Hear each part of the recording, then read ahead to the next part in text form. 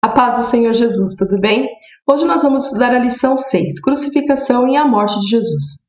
Semana passada nós estudamos sobre a prisão de Jesus no momento que ele estava lá na Via Dolorosa, até chegar a esse ponto da crucificação. Hoje a crucificação e a morte, e a semana que vem nós vamos falar sobre a ressurreição de Cristo. E falando sobre a crucificação, Jesus foi crucificado ao lado de dois malfeitores. E acima da cruz de Jesus, Pilatos pediu para que colocasse um escrito, que estava na língua grega, romana e hebraica. E estava escrito assim: este é o rei dos judeus. O sumo sacerdote, o pessoal lá da sinagoga reclamou, pediu para Pilatos tirar, mas Pilatos falou: não, o que eu escrevi, e vai ficar assim. Então estava lá: este é o rei dos judeus, nessas três línguas. E os soldados, os sacerdotes zombavam dele e ficavam falando: se você é o Cristo, já salvou tantas pessoas, por que não salva a ti mesmo? Em todo momento eles zombando de Jesus, não acreditando que ele realmente era o Cristo, o Messias. E nesse momento, que Jesus está ali, vendo as pessoas falando isso dele, os soldados também tirando sorte da roupa dele, Jesus olha e fala assim: Pai, perdoa-lhes, porque não sabem o que fazem. E repartindo as suas vestes, lançaram sortes, que eram os soldados que estavam com as vestes ali. Então o Senhor aqui, até mesmo no momento, nos últimos instantes dali de vida de Jesus, ele nos deixa uma lição, que nós devemos perdoar os nossos acusadores, os nossos perseguidores. Até mesmo a gente, às vezes tem momentos que a gente está triste, a pessoa nos magoa, fala alguma coisa que não agradou. A gente não pode ficar perseguindo, não pode ficar com mágoa, com rancor no coração. Ao contrário, a gente tem que perdoar e pedir para Deus perdoar também. E se nós estivermos com alguma dificuldade em perdoar, sabe o que nós devemos fazer? Pedir a Deus, falar: Senhor, me dê graça, me dê, Senhor Jesus, uma forma de que eu venha perdoar essas pessoas, porque é isso que o Senhor Jesus nos ensina, que nós devemos perdoar aqueles que nos acusam, aqueles que zombam da gente. Amém? Vamos prosseguir? Eu coloquei aqui o ladrão no paraíso, Fica até meio que engraçado.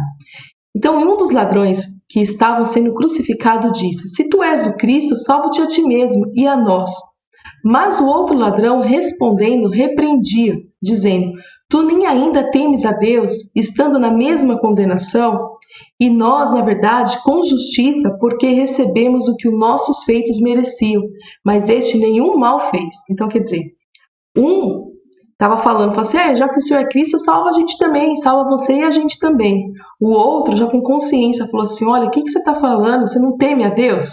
Porque a gente está aqui, na mesma condenação, só que nós erramos. Nós realmente pecamos e merecemos esse castigo, mas ele é justo, ele não merece esse castigo. E aí ele fala assim, e disse Jesus, Senhor, e disse a Jesus, esse que estava falando que reconhecia que ele tinha errado, Jesus não. Senhor, lembra-te de mim quando entrares no teu reino. E disse-lhe Jesus, em verdade te digo, que hoje estarás comigo no paraíso. Então aqui deixa claro que esse ladrão que reconheceu a Cristo como justo, como realmente um Cristo, ele foi salvo, ele foi para o paraíso. O Senhor falou: olha, ainda hoje estarás comigo no paraíso. E o outro não reconheceu, nem nesse momento se arrependeu do que fez, não reconheceu que Jesus era o Messias, ele era justo. E o primeiro a entrar aí, o pessoal brinca, no paraíso foi um ladrão. Vamos lá. A morte de cruz. No tempo de Jesus, esse era o pior tipo de morte, era a mais dolorida, era a pior, era aquela a mais terrível de todas. E a pessoa poderia passar mais de um dia nessa situação e morreria de dor e sufocação. A posição era terrível, pois era impossível ficar quieto e se mexer piorava as dores. Então, a pessoa estava crucificada, era uma posição ruim. Imagine você com braços esticados, tenta ficar aí com o braço esticado aí 1 minuto para você ver como cansa. Imagine você com as mãos furadas, que aquilo ali dói, os pés também, você ali pendurado naquela posição, cansava e você queria se mexer, e conforme você se mexia, piorava mais. Então, se você ficar parado, dói, se você se mexe, dói também. Então, era terrível, E pelo fato de serem açoitados, perdiam sangue, e o que provocava muita sede. Então, eles sentiam sede naquela posição, porque já apanhava, já eram açoitados, como a gente viu. Fica naquela posição. Como eu disse, Israel é um local quente, Então, imagina também no calor. E também o que acontecia? As moscas ficavam em volta das feridas. As pessoas estavam machucadas com sangue, juntava moscas e tudo mais. E também as aves, né, como abutres, ficavam já sobrevoando para comer a carne dessas pessoas quando morriam ou ainda estava para morrer. Então, era uma morte, era a pior morte que tinha. Além de doer muito, você ficava exposto, né? Era muito ruim isso daí. Vamos seguir.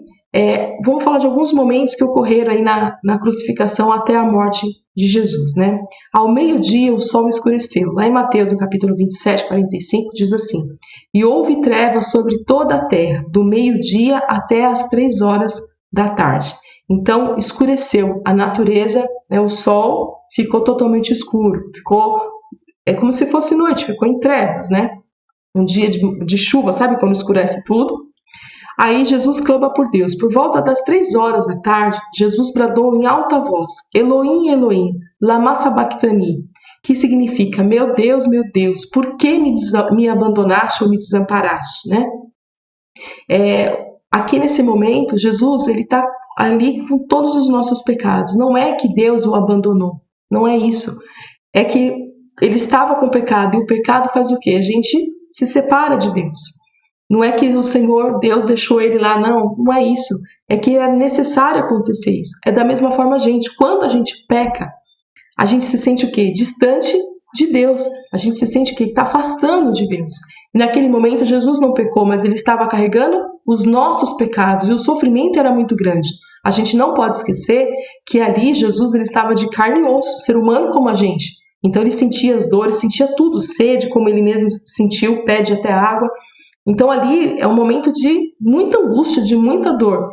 E Deus, como hoje, ele ama o pecador, mas ele abomina o pecado.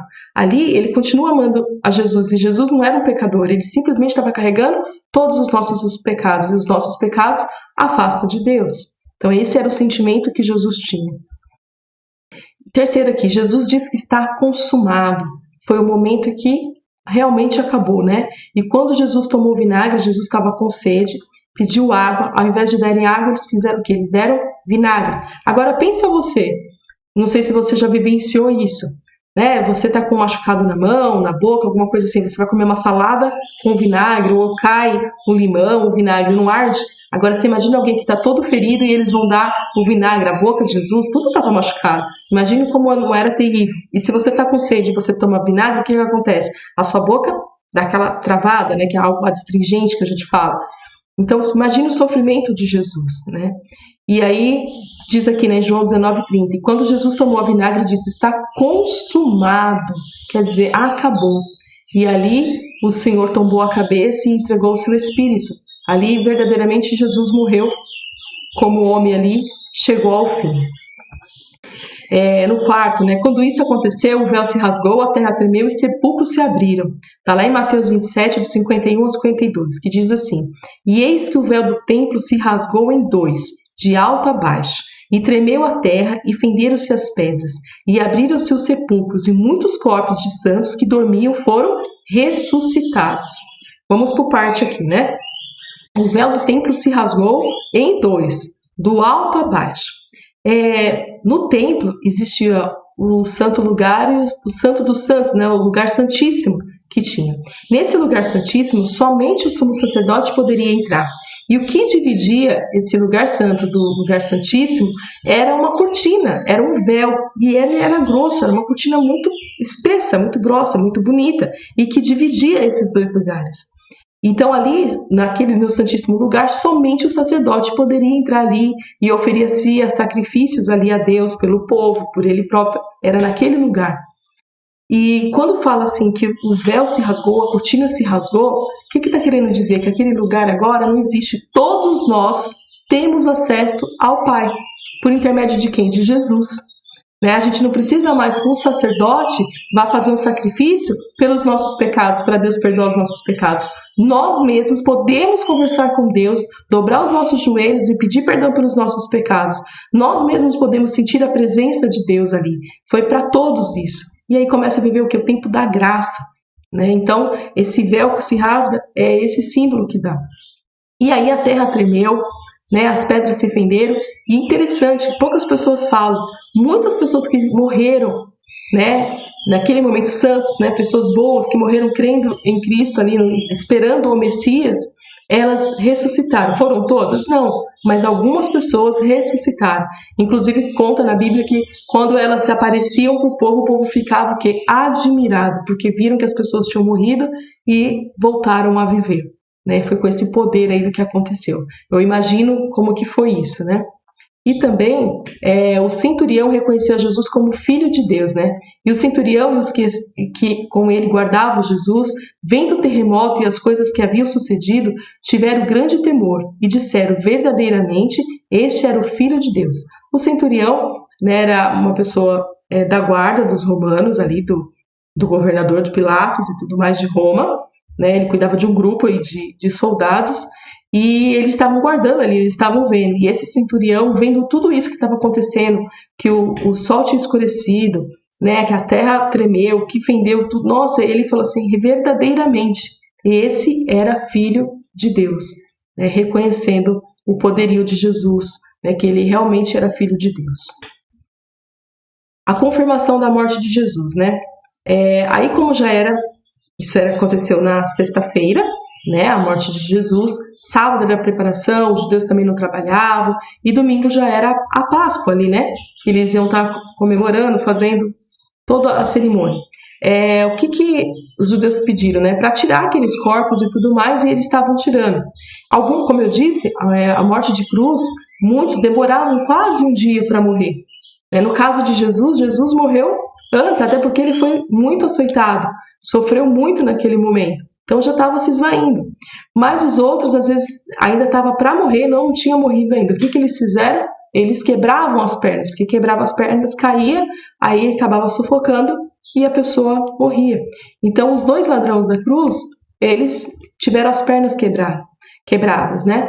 Mas Jesus, ele passando, olhando, o que eles fizeram? Eles pegaram uma lança e enfiaram do lado de Jesus. Né? Enfiando essa lança do lado, saiu sangue e água.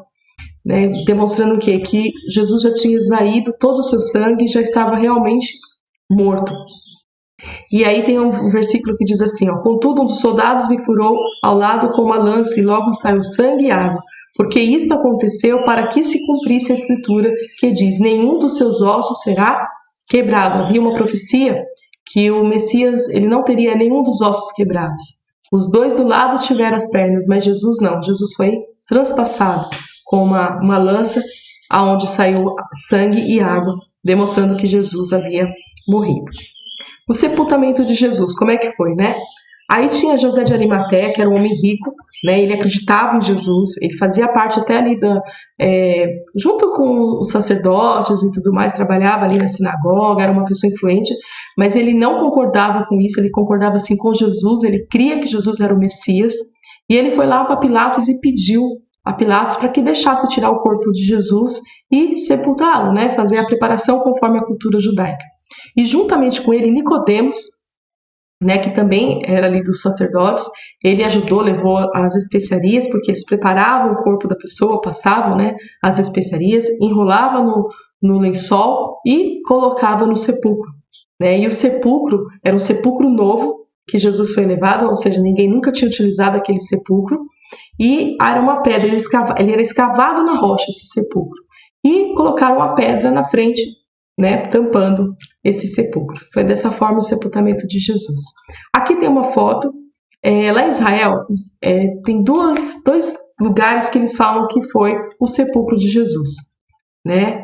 Que é a igreja do Santo Sepulcro, que tem lá, e o Jardim do Túmulo, que é esse que a gente está mostrando aqui. O que leva mais a crer que seja esse lugar? Pode-se afirmar aonde foi exatamente que Jesus, né, foi enterrado, onde estava lá o sepulcro de Jesus? Não tem como saber o local exato. Acredita-se que é esse lugar. Né? Então, porque esse lugar é escavado na rocha, fica perto, a Bíblia fala que o sepulcro de Jesus ficava perto de onde ele foi crucificado, aí fica próximo ao Monte Caveira, ao Gólgota. Então, acreditam que é este lugar que Jesus foi enterrado. Enterrado não, né? Sepultado, porque enterrado é como a gente é aqui no nosso país, por exemplo. Aqui seria por lado de dentro daquele sepulcro, aonde está essa imagem na parede, lógico que na época de Jesus não tinha, né?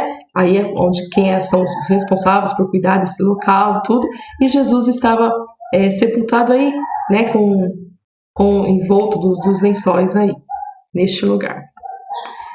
Jesus nos reconciliou com Deus, né? Estamos terminando a nossa aula aqui, com toda que a gente comentou da prisão de Jesus, com a crucificação, a sua morte, né? Para que é isso? Para nos resgatar da culpa, e Ele nos reconciliou com Deus. E agora todos nós podemos nos aproximar de Deus por meio da nossa fé em Jesus Cristo. Por isso que Jesus é o caminho, a verdade e a vida. E ninguém vai ao Pai se não for por Ele. Porque foi Ele que passou por todo esse sacrifício, morreu rasgando lá o véu de alto a baixo. Quer dizer, agora não tem mais separação, a gente não depende de uma única pessoa, a gente só tem um mediador que é Jesus Cristo, direto com o Pai. Amém? Nós terminamos a nossa aula por aqui. Vamos para as nossas perguntas, né? Qual era o pior tipo de morte na época de Jesus? Quem pediu para Pilatos o corpo de Jesus para colocar no sepulcro? O que Jesus fez quando as pessoas zombavam dele e repartiam as suas vestes? E o que Jesus bradou por volta das 3 horas? Amém? Que Deus os abençoe e uma boa semana.